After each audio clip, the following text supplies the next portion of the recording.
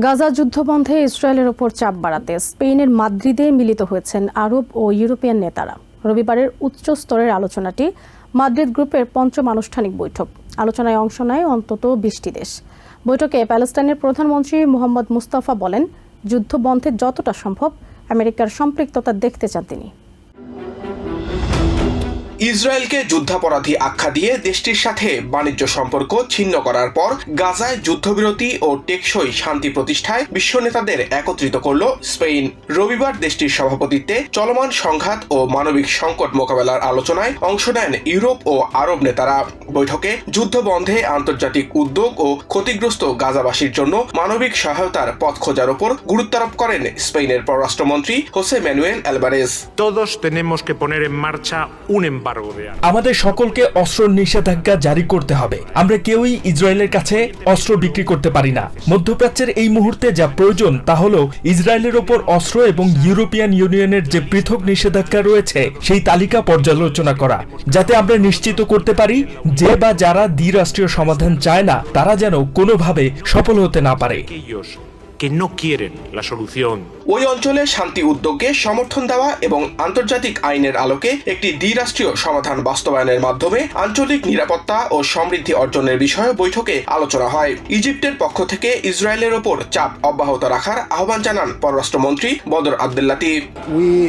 We will keep trying. We will apply maximum pressure. We will continue to exert our maximum efforts in order to push for a ceasefire.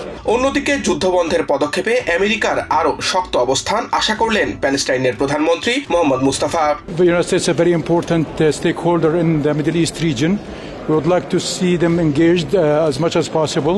Their efforts in terms of Gaza ceasefire is appreciated, but we also want to see them hopefully in New York for the International Peace Conference. তিনি মনে করেন ইসরায়েলের ওপর চাপ আরো বাড়ালে তা শুনতে বাধ্য হবে তেল আবিব।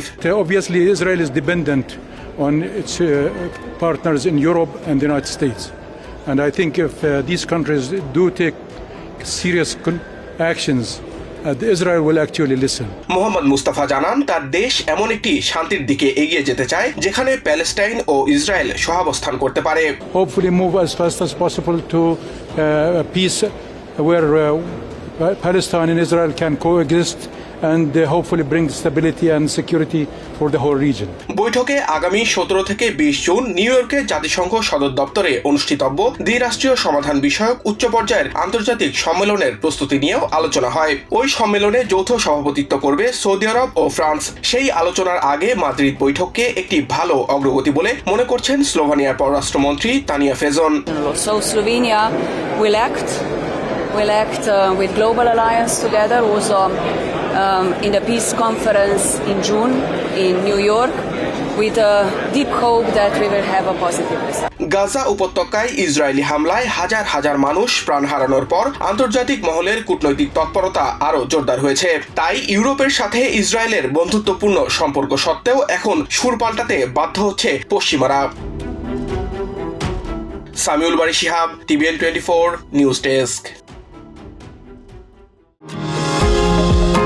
নিউ ইয়র্ক থেকে সম্প্রচারিত TVN 24 টেলিভিশন বিশ্বজুড়ে বাঙালির কণ্ঠস্বর।